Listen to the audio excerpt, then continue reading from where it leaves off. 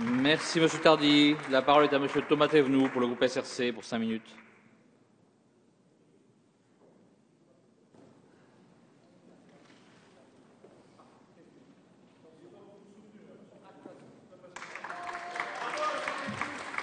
C'est gentil, c'est gentil.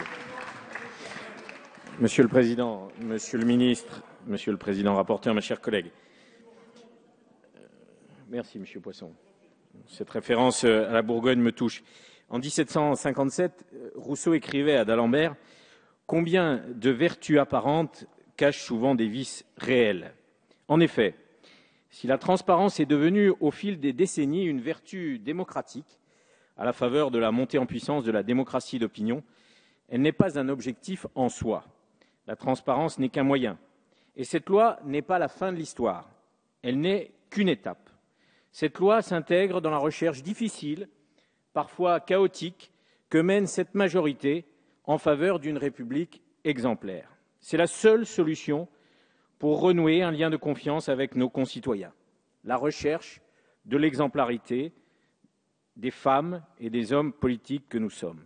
Sur quoi repose cette exemplarité? D'abord, tenir sa parole et ses engagements. Et je veux rappeler les mesures prises depuis un an par cette majorité, par le gouvernement, par l'exécutif, par le président de la République, pour faire en sorte d'atteindre et de parvenir à cette exemplarité. Faire en sorte que, d'abord, les mandats électifs ne soient pas, dans une période de difficulté économique comme celle que nous vivons pour nos concitoyens, une source de soupçons d'enrichissement. D'où la diminution de la rémunération du président de la République et des ministres, la diminution des crédits affectés au fonctionnement de l'Élysée, d'où la diminution de l'IRFM, d'où la transparence dans l'utilisation de la réserve parlementaire que nous nous apprêtons à voter, d'où le dépôt de la déclaration de patrimoine devant la haute autorité au pouvoir renforcé. Il faut également, deuxième point, lutter contre les conflits possibles entre intérêt général et intérêt privé.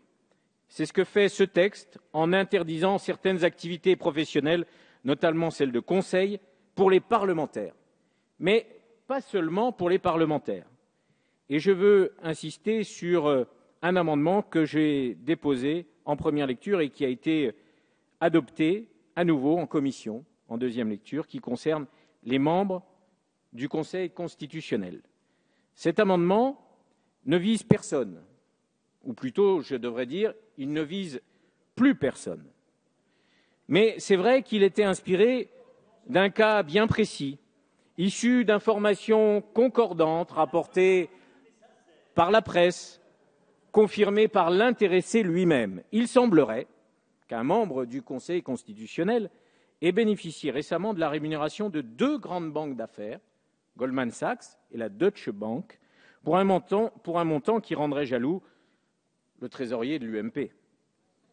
Cet amendement est un premier pas, celui que j'ai déposé et qui a été adopté en première lecture, et il ouvre la voie à une réforme d'ampleur de la composition du Conseil constitutionnel, conformément aux engagements pris devant les Français par le président de la République.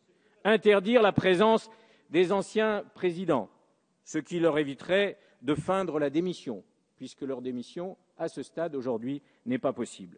Revoir le mode de désignation en s'inspirant notamment de ce que nous allons faire dans les jours qui viennent pour le Conseil supérieur de l'audiovisuel. Aligner le statut des membres du Conseil constitutionnel sur celui des magistrats, puisque depuis la QPC, ils s'apparentent également à des magistrats. J'espère donc, Monsieur le Président, que l'Assemblée nationale confirmera en deuxième lecture son vote de la première lecture. Mais cette loi, elle vient également après le vote de la fin du cumul des mandats. Le cumul des mandats, c'est pour moi le conflit d'intérêts par excellence.